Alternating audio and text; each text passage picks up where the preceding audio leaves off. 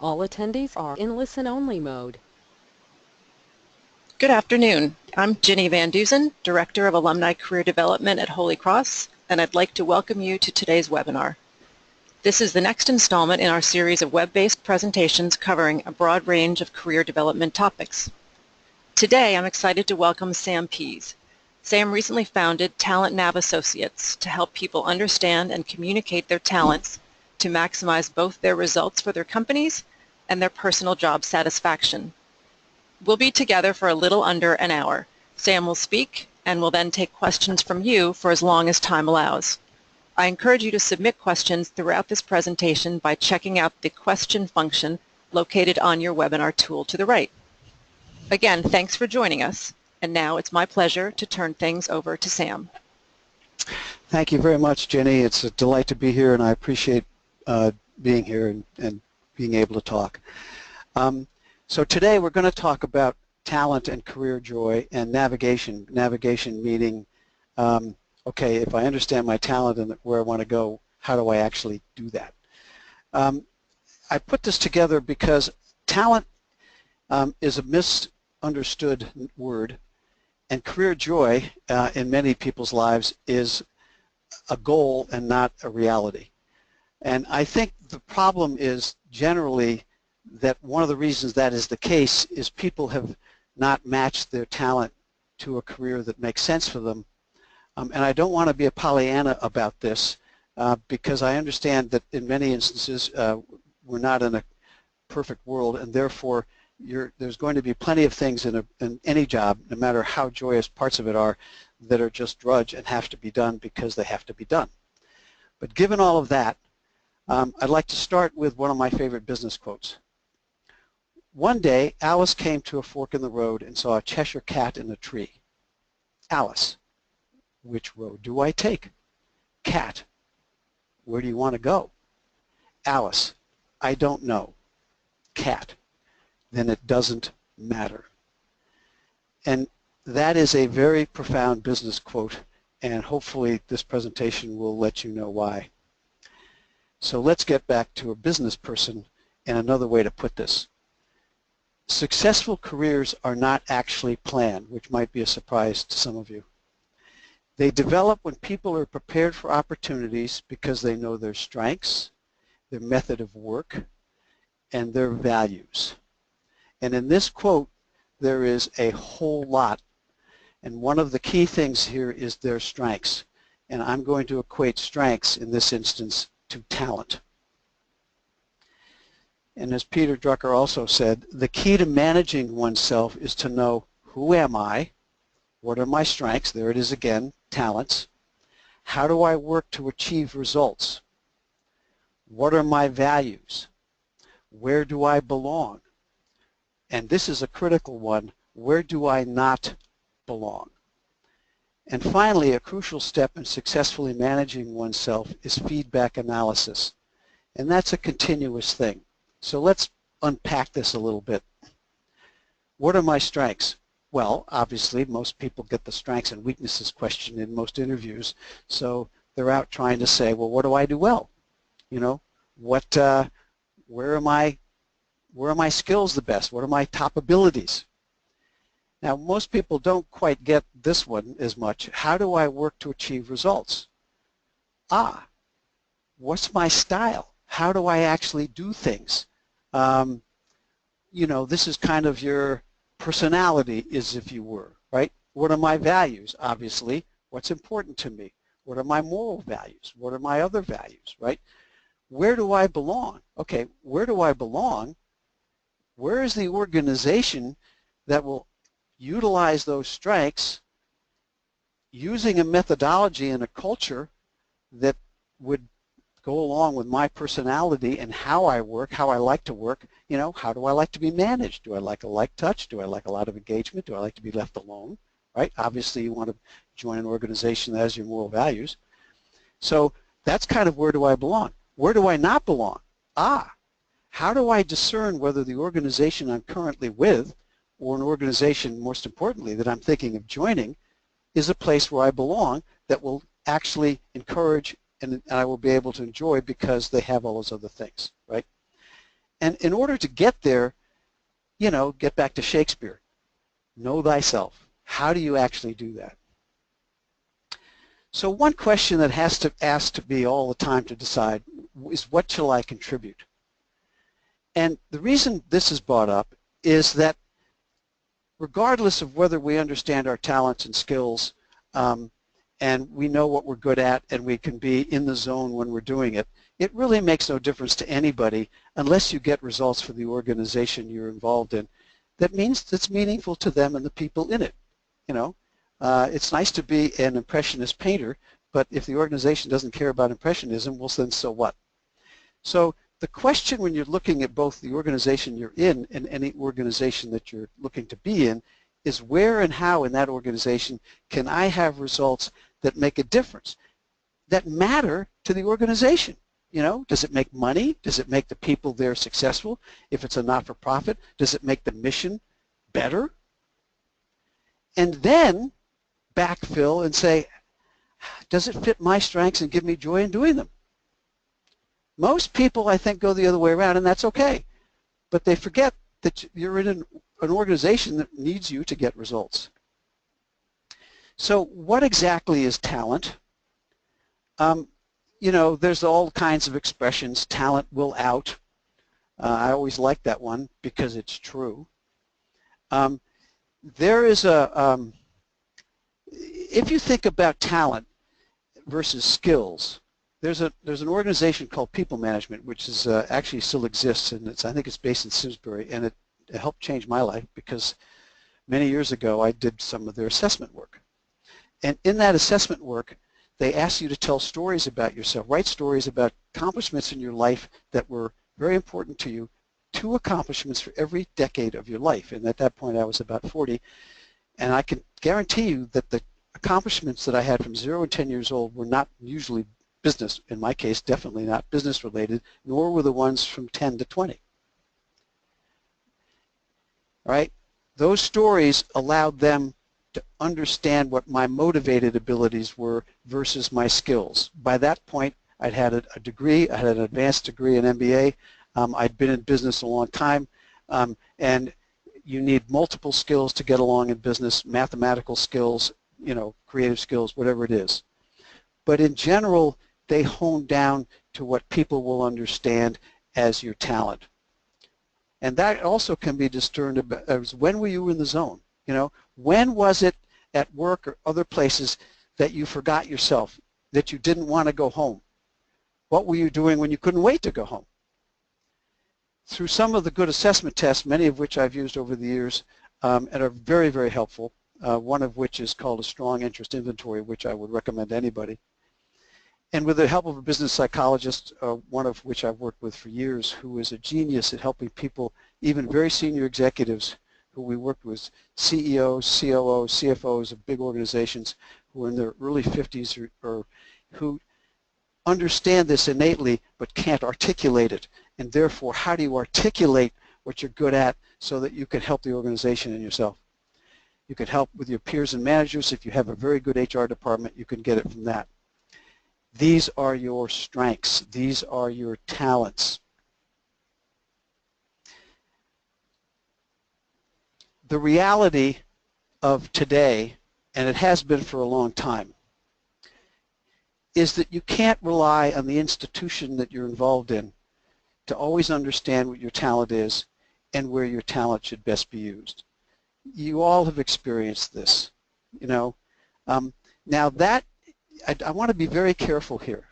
If you're starting out in a career, right, and you haven't, and you're early in your career, some of these things haven't come to light yet.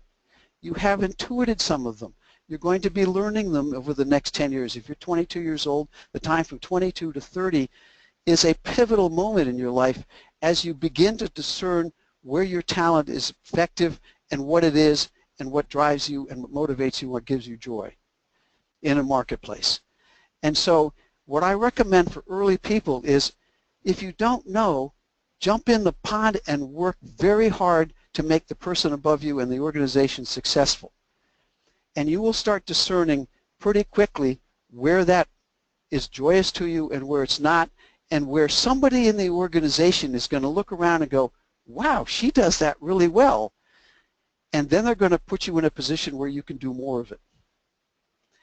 And go to that position and say, I'm going to, again, put my nose to the grindstone, and then someone else will say it. And I can tell you, I've been reading hundreds of thousands of resumes.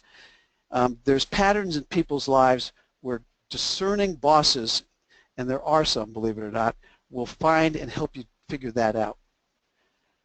You must create your own opportunities, and we will talk more about that, how that happens and what that's about. But the idea is you can't always rely on people to do this for you, especially now that most organizations have gone so lean that they don't have strategic HR departments. They do not have career path development within the organization in a formal sense. Now, GE does, yes, and PwC might, and maybe Bank of America, right? But a $300 million company that makes widgets in Oshkosh, Indiana, does not usually have this.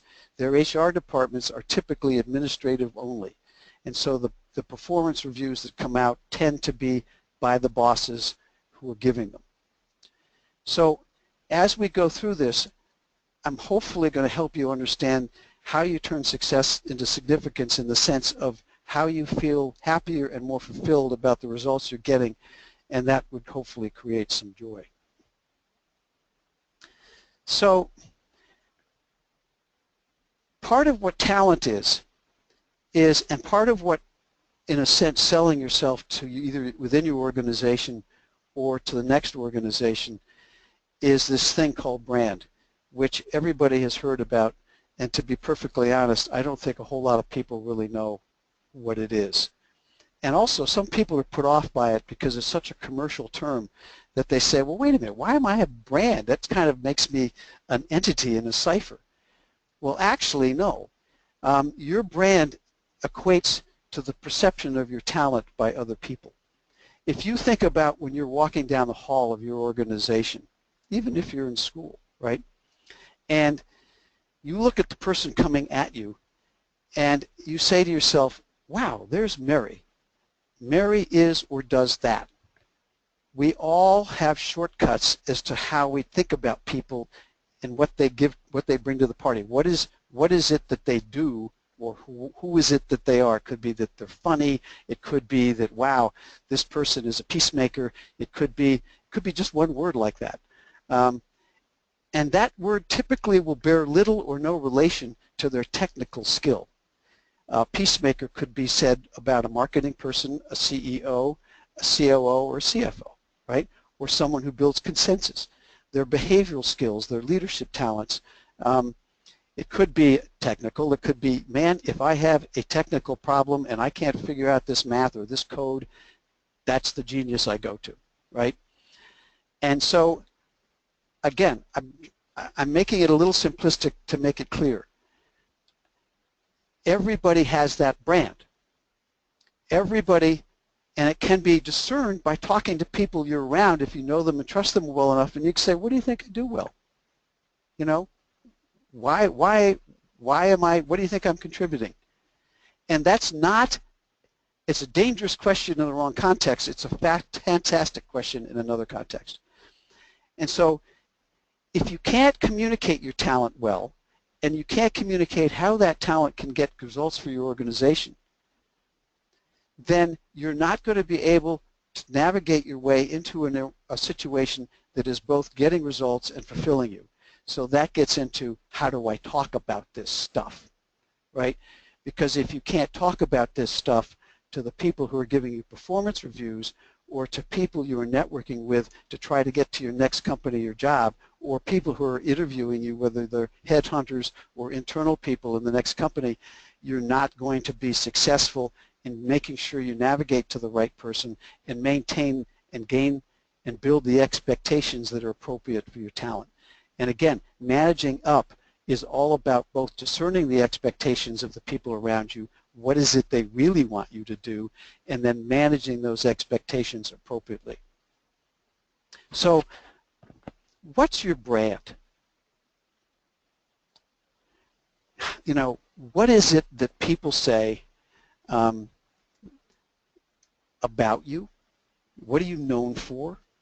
And people, you know, if say for instance in the and we all have these people, and I'm not a guy who's administratively focused, so I recognize that early on, much so because people pointed it out to me that this was a known deficiency on from them.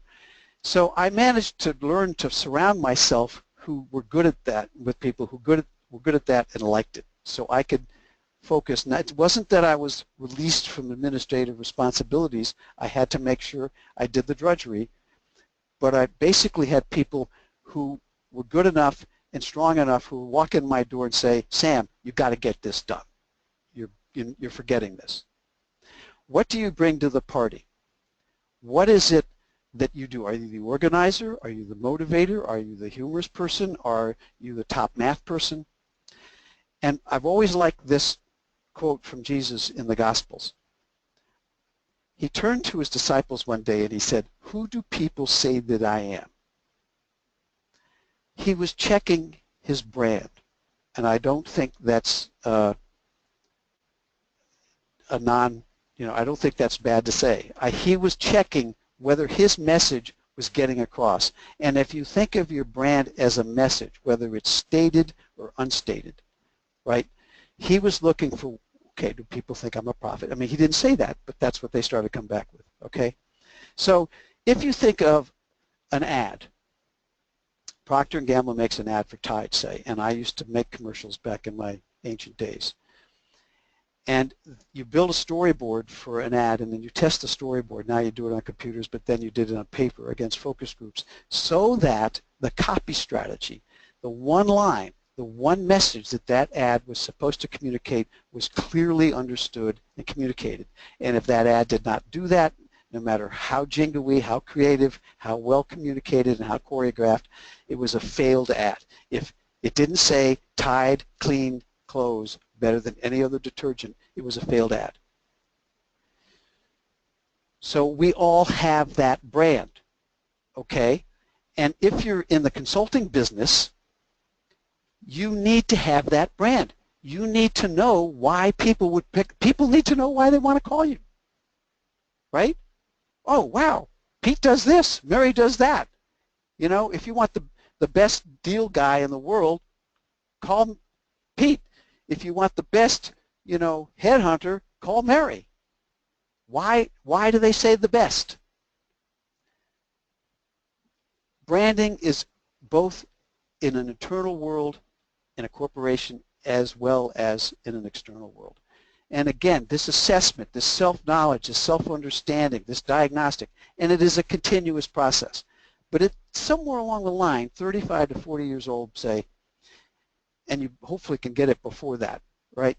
You need to understand well what you do well, what results you bring, in what context, and hopefully, because of that, it will bring you joy. So how do you talk about it? Well, if you think about it contextually, people like to understand guided missiles, right? They don't like to help people, or they can't help people who come to them and say, you know, go have lunch with someone and say, I need a job. Wow, that's really motivating, right? First of all, they're not professionals. They don't know how to help you get a job.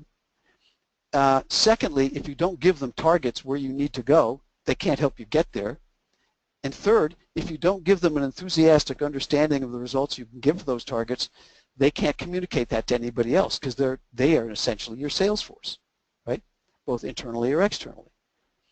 A woman came to me. We used to help the adult children of our clients, and I still do actually. 24-year-old woman came out of a major university in Boston, or actually in New England, and they typically came to me and all of us clueless, as most kids would do, and that's just fine, unless you're a doctor or going to be a doctor or going to be an astronaut or maybe in the military and have been directed for years. About 80% of most people come out of college go like, I don't know. So I asked this person, and she said, this woman who said, I want to be commissioner of the National Football League. Now, I was both enthused and pumped. Wow, what an amazing, I mean, it just totally blew me off my chair. So I asked her, I said, what have you done so far to do that? She mapped out a network that she had built on a piece of paper, arrows and little boxes of people in private equity firms in New York, or the fact that she was a pizza deliverer in the corporate boxes in the Patriot Stadium, and on and on and on. Anyway, the next fall, and I introduced her to a couple of people, but it had nothing to do with her success, she was assistant marketing director of the Patriots. Now, the reason I tell that story is she didn't sit down and told me I needed a job and I was lost. She sat down and said, I have a target and I know what I think I'm good at. So what you're good at are based upon stories that you develop over the years, similar to the stories I told you about people management, but you need to do it. You need to look at the accomplishments in your life, last 10 years, last 20 years. Wow. And again, it doesn't have to be that the world thought those accomplishments were great or not. Okay? One of your greatest accomplishments in business could have been bringing along a person who was lost and helping them have a great career, right? You could have been the chief operating officer. You could have been the CFO. That was not your main job. But for you, that was the thing that made you feel proud and happy and you would love to do that again, right? Or it could have been that you put together multiple deals in a row because you have super relationship skills and can build relationships and build trust and get people to buy or sell things at a price that everybody wants. Then you have to put that in the context of what do you want to do next in a way that's palpable to people, right? What is it that's real to people? Well, describe a job or take a real job within a company and say, this is where I want to go. I know that job isn't open yet, right? But this is where I'd love to go. And then you have to put it in the context of how do I get, the results that make that job meaningful for me and the company. So that's where, again, the stories come in. This is how I got results in this context that relate to that context, right? Then you have to give the person a reason to help you, right? Okay, I want to go to, I'd really like to work for Reebok, or I'd really like to work for, some biogen company, right? Okay, well, that's nice to know.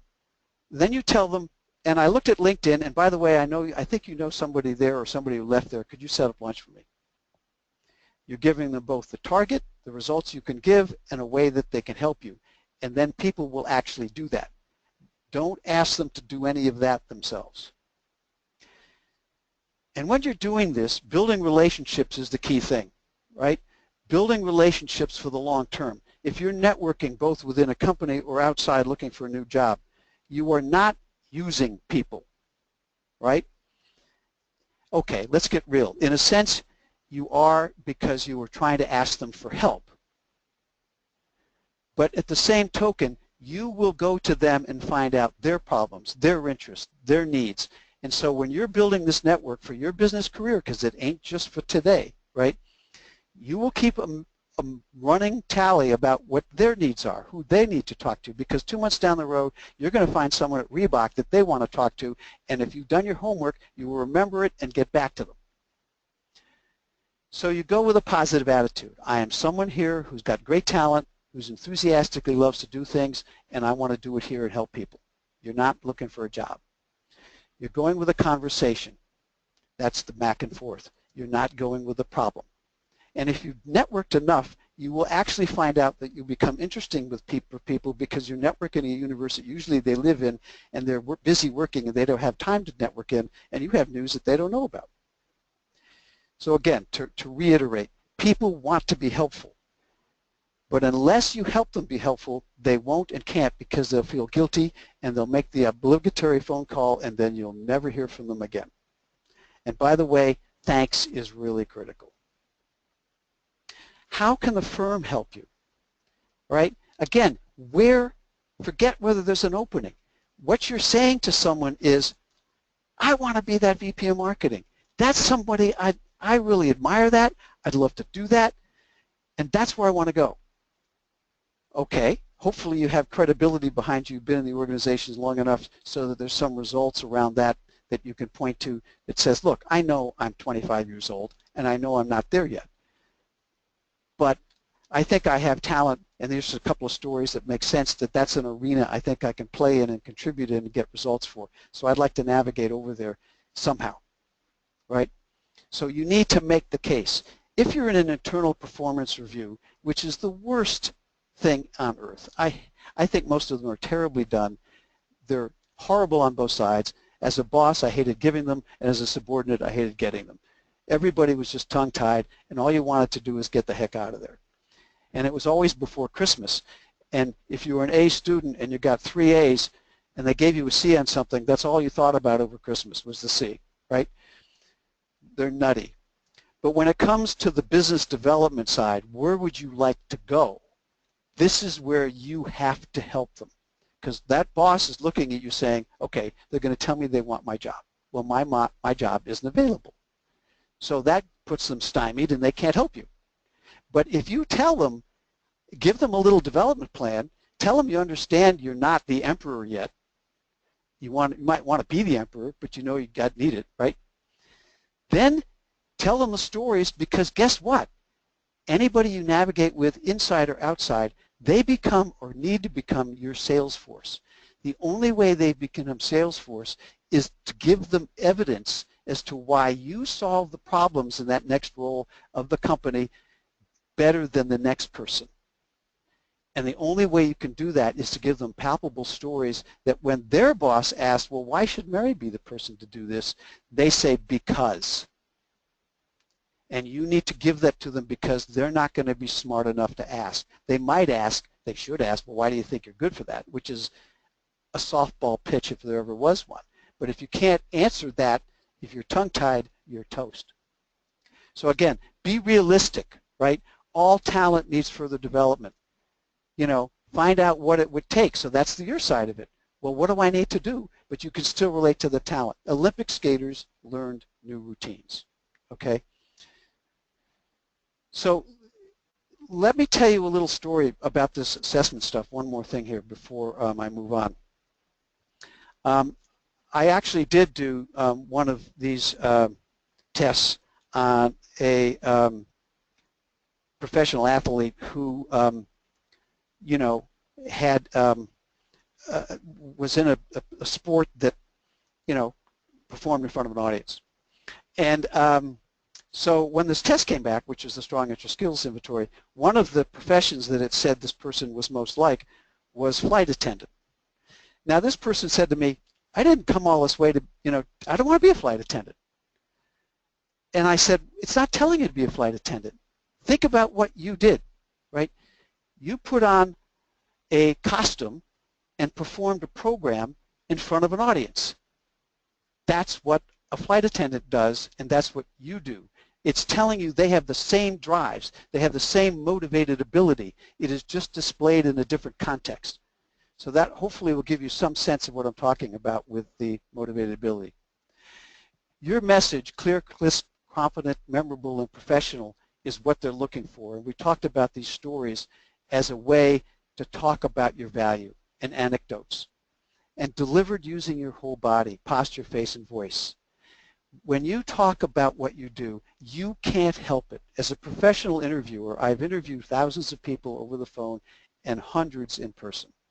And what I learned with, no matter what they were saying, when they started, their arms started waving, they started to come across the table at me, their voice went energetic, they smiled, and they were pumping their fists, that's when they were displaying their talent. That's when they were displaying, this is what I will do, whether it's the right cultural appropriate context or not, because that's who I am. And let me give you a brief thing about my career that maybe will help you. I did very well in a large organization for 8 years. I beat everybody out. I got promoted a number of times, and then I got passed over. In my 9th year, my boss, who's still a friend of mine, came into me and said, how you doing? And I said, I guess I'm doing great. He said, no, you're not. He said, you're not happy or you seem bored. You're not energetic. We love you, but what's going on? Which is when I got this assessment. It turned out that my major motivated ability, which is what I'm doing now here, is coordinating and facilitating and coaching. And I could do that teaching skiing, teaching navigation, or doing this. It's just what I do. And when you're managing younger people and bringing them along and developing it into the context of running businesses, that works. And also it turned out that I kind of have an attention span of a housefly. And at a large corporation, that does not work because you're sitting in 5-hour meetings. And so The idea, though, was I needed to go to a place where that was appreciated, where the results were appreciated. So I went to a small company, and I did that again, building a team, building young people's, coaching them, training them to be good marketers. And then I was sitting in my window one day on a $1 billion corporation, bored. But then I knew why. And then I became a headhunter. So you need to understand this. You are going to display your talent whether you know it or not, so you better learn it. And you must get to your point if you want to keep the attention. So these stories have to be crisp, they have to be energetic, they have to be enthusiastic, and boy, they better be interesting. Now, an interview, and I've put this slide in because this is usually where the rubber hits the road. And the interview could be either inside the organization, and by the way, your performance review is an interview, or it could be from a professional recruiter, or it could be a professional HR person, or it could be your hiring manager or a peer group.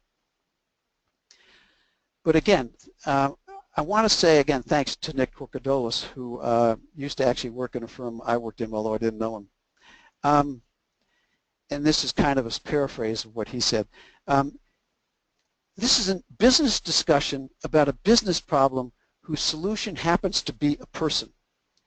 An interview really isn't about you. I mean, it is in the sense of cultural fit, and the number one reason people hire people is rapport. I'm going to sit on an airplane with 10 hours with this person. Is that going to be any fun, right? But the next reason they hire people is, does this person solve the business problems that I have better than the next person? And the third reason people hire people, and this is one people forget, is that they solve business problems I didn't know I had until they showed up and showed me they could solve them. So if you read a job description, either your own or some job description of place you're trying to go, I will say categorically that all of them are garbage, and I wrote a bunch of them, so I know. They typically will show you the normal standardized responsibilities of position, and then they'll have personality traits that Jack Welch, Gandhi, Mother Teresa, and whoever else you want to name, Superwoman, could not fulfill. So if you were looking at a job description and interviewing to a job description, it is a myth. Your number one job in any situation like a business interview, or even talking to your boss when you have a yen for some position, is what is it that someone successful in that position has to do to be successful?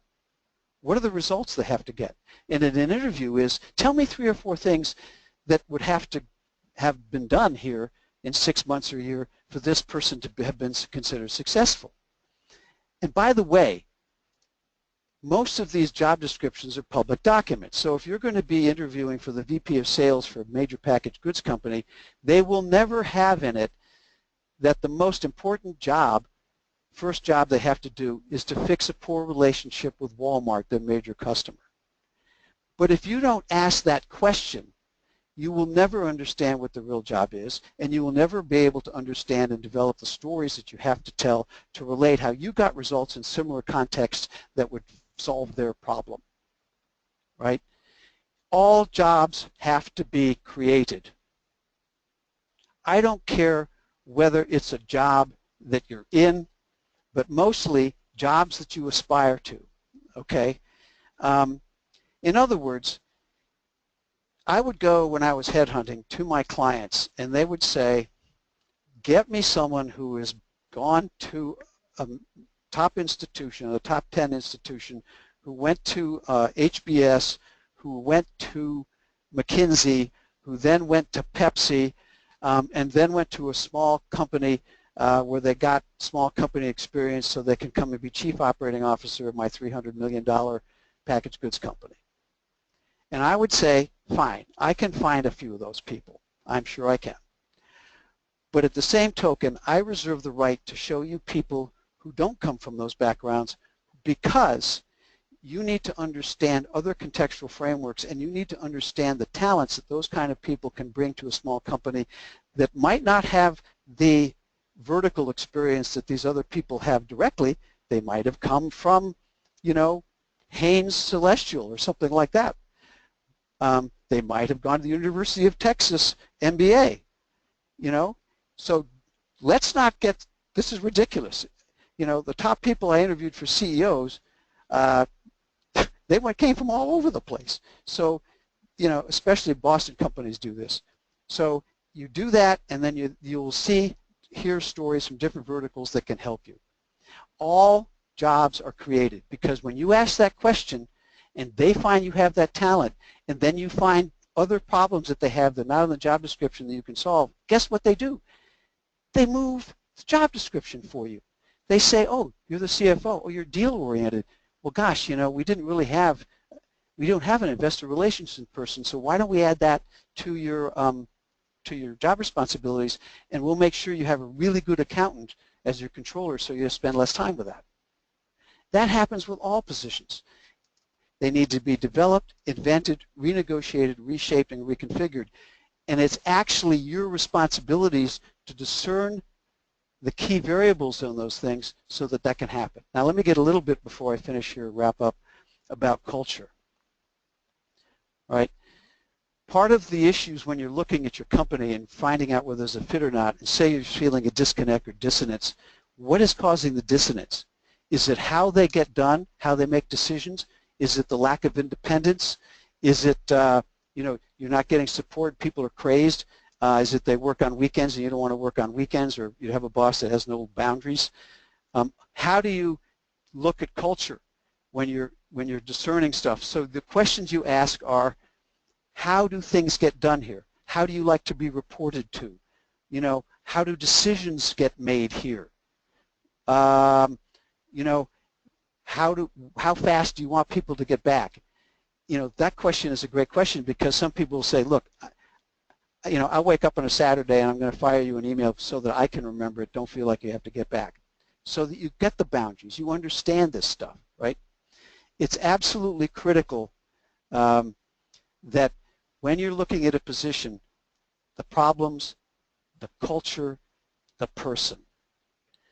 And when you're interviewing, the last thing you do is you want to go out with the person you're reporting to dinner or play golf or whatever is culturally appropriate, so you see them outside the work context and you understand that you fit. So I think that's probably enough for the time frame, and I look forward to any questions you may have. Thanks, Sam. We do have a couple of questions that have come in. The first one is, how do you navigate this transition when you've been in the workforce for a number of years and it reflects specific experience? Well, I think if I can maybe make an assumption about the context of this question, that the person is saying that they've been in the same vertical, or maybe even the same position or the same function for a long period of time, and they're trying to get to either a company in a different vertical, or perhaps to the next level in the position in that company. And so let me tell you this, that the most important thing to be able to look at is to get the target.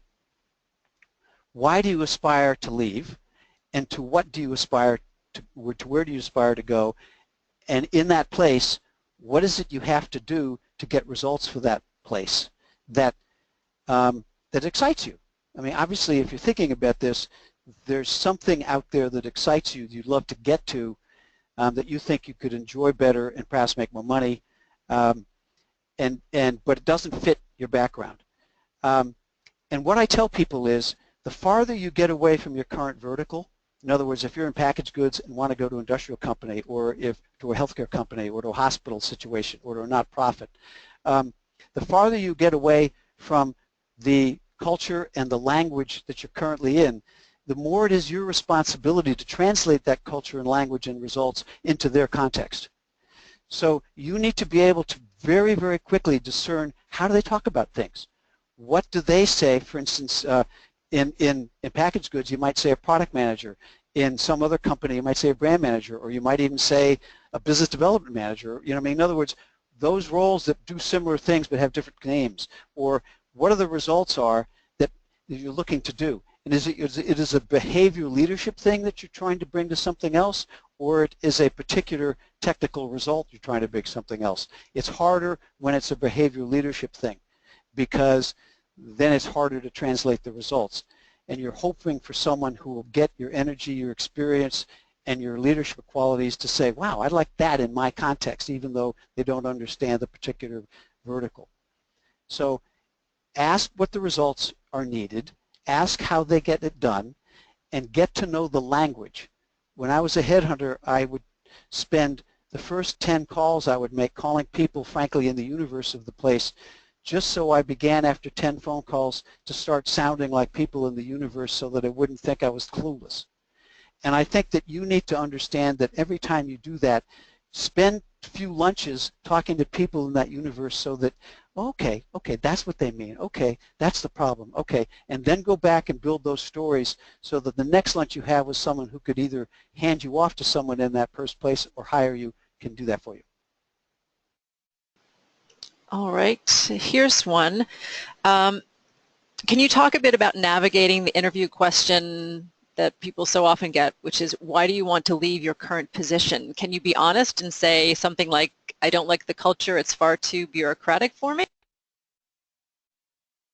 I think actually that answer is not bad if you can back it up with stories. In other words, that's an energy story. That's a big company, small company story.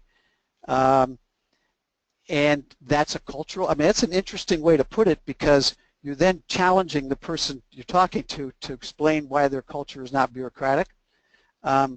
So they could bluff it, so you have to be careful. But, and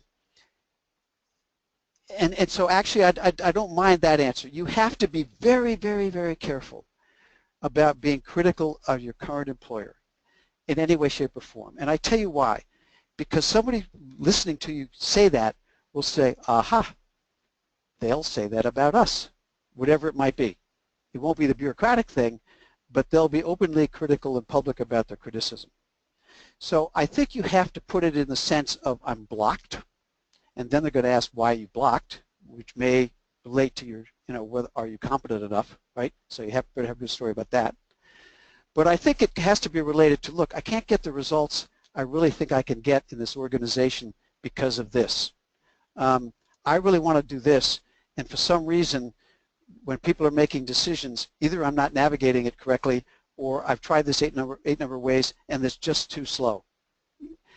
And by the way, that also could reflect a personality type. You may be one person, and these are these types. There's types, if you look at Myers-Briggs, that are ENTJs, they call them, or INTJs. They tend to be people companies really love because they work very hard, and they also get things very quickly. But sometimes they get them so quickly, and if they are intellectually smart, they will steamroll without knowing it their team and say, well, I got the answer, let's go. And maybe you have a boss like that that's not letting you contribute because they get it so quickly and they say, let's go. So it's a whole bunch of factors here, but I hope I answered the question. All right, here's one. I am looking for something new and engaging for my more personal talents in my 65th through 71st years. Any suggestions? Well, without giving away the candle, you and I are somewhat similar. Let me tell you, and I've worked with a number of people in this exact context. This is where you're allowed, because of the, whether it's for money or not, this is where you're allowed to really understand your talent and your skills and where you want to bring them and build those stories. Because this is where, if you're trying to take them, say, I've wanted to go teach sailing, or I've wanted to go cut trails for AMC, or I've wanted to, I've been an accountant, I'd love to do bookkeeping for the Appalachian Mountain Club. It could be either that technical skill, or it could be the outside stuff that you wanted to do. Okay, I've been a sailor all my life, and now I want to go be a launch driver in a yard, or I want to go help run the yard, or I want to be an accountant in the yard. So it's all, again, about understanding your talents and relating the talents, and most of all the results that those talents got within the context that you've been, to the places you want to go. And it's more important than anything to show energy at the age level, and to show energy, passion, and cultural context. If you've been a driven business person, for instance, and you want to go actually work at a mission-driven profit organization, not-profit, be very careful. You will frustrate each other, so do a project for them. Get on their board later. Do it something that you get to know each other well so that you understand where the results are both appreciated and the cultural fit works. All right, here's another one. Someone asked about being pulled in different directions between two different schools of thought. One is developing contacts at various firms and waiting for someone in your network to recommend you for the interview. The other is to persistently apply to hundreds of positions if necessary until you land an interview. Is one of the approaches better than the other, or should they not necessarily be viewed as mutually exclusive? That's a really, really good question. And in a sense, both are wrong. The first one, the networking one, is the better one if you're doing it right. The second one is not bad if you're not concerned about confidentiality, because you might be applying to your own company if it's a blind position. So you have to be a little careful with those things. And also, I found that basically, at least for the people I've been dealing with, that applying online is a black hole. Don't get me going on the lack of diplomacy and hiring practices by major companies, and it just drive you crazy. But the first thing is targets. You need actual targets in order for people in that network you're building to be cognizant enough to be on a golf course someplace and say, oh, wait a minute, you have an opening here, Mary would be good for that, right? They have to have two things in their mind. They have to say, and I told people to do this, get a list of 10 companies that enthuse you, that you've done homework on, that, man, I'd love to work for Apple, I'd love to work for Google, I'd love to work for XYZ. Could be big, small, whatever, right? It could be a list of companies that people don't know anything about, so you have to be a little more educational.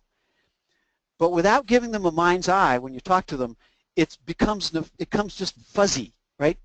They have this vague idea that you want to work in technology. Well, so what? A million people do, right? So you need to give them that, and you need to say, I'd like to do that in there. I think I could really help them. And they'll go, oh, wait a minute, my cousin's uncle works there. Or, okay, that's helpful. I know the companies. If I meet people, that's great. And then you follow those companies on LinkedIn. You put newscasts on those companies. You understand what's going on in those companies as well as the people in them. The news comes up. There's a reorganization. Whatever. You jump on it. You have lunch with people in those organizations and tell them of your interest. A lot of those companies have referral bonuses when they refer people in. Use that, right? So I hope that answers your question. The first one's the better one, and don't spend your time in front of a computer except maybe once a month, and do it with a glass of wine, because it'll drive you wild. All right, next question is about networking meetings. When you talked about meeting someone not for an informational interview but to just have a conversation. The question is, in those meetings, the seeker does not lead so the partner feels empowered. What does that look like? The seeker does not lead so the partner feels empowered. I'm not sure what that means, but let me discern it.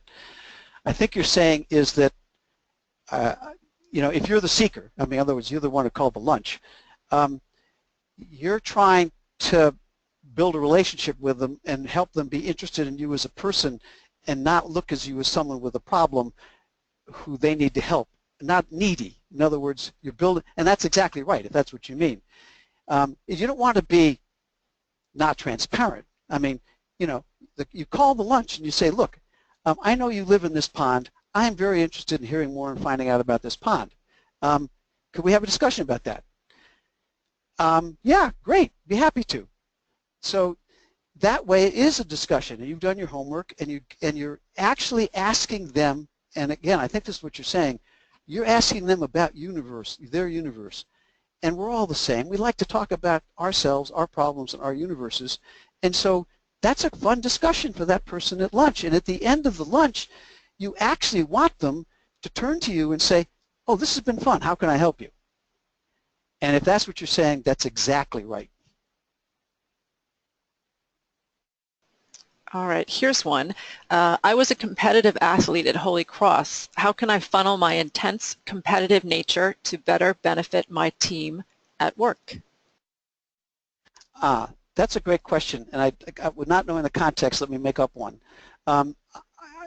If that means that you have a higher intensity level or you're more passionate about what you do, perceptively anyway, than the other people around you, not that they're less competent, but that you just have more energy and drive and maybe want to get stuff done faster, or even more professionally, and you're frustrated, then that can arise in two ways. One is, yeah, maybe the organization doesn't fit and just is too slow for you, but it also can arise from the fact that you may be misreading the organization, and you might have to dial back a little bit. Because it may be that you're one of these people that get it faster, and let's say, well, what is easy? Let's go do that. And it might be perceived, could be perceived as arrogance on your part, even though you're right. And therefore, the intensity has to dial back so that you can let other people in and listen to them. You might find they have a different idea that would be better. Usually, you'll find that they don't, but that you've allowed them democratically to participate and get that sense that you're open to suggestions, because you do not want to be a captain of a ship that the crew cannot talk to. That is not a good place to be. So, however, if you discern that, I need a high, this is just too bureaucratic, I can't deal with this, then you may need to go to a nimbler startup environment where you can just be a little freer and people will let you go and without the reins. But understand that as you build career you build, context means something. So if you get to be known as a small company startup person, the navigation back to a big company after a few years will be very difficult, and vice versa. And that actually segues nicely into what I think will be our final question. How do you know when it's time to be your own boss or go out on your own? That takes real assessment and real thought, because that is fraught with, of course, huge amount of risk unless you've got real deep pockets. So this is where you need to really go talk to your spouse or partner. You really need to talk to people around you you worked with for years.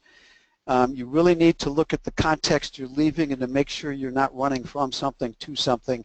And you really need to look at the real possibilities and ups and downsides of what you're trying to get into. That's all the normal context. But the most key thing is are you someone who likes to lead and work alone? I mean, if you're going to start your own thing, you got to be janitor, salesman, accountant, the whole 9 yards, right? Or as you're building it, you need to bring 3 or 4 people in to do that. And having seen this a number of times, when you start your own company, one day you're doing a nice deal someplace or selling strategy to a customer, and the next day you're sweeping the driveway.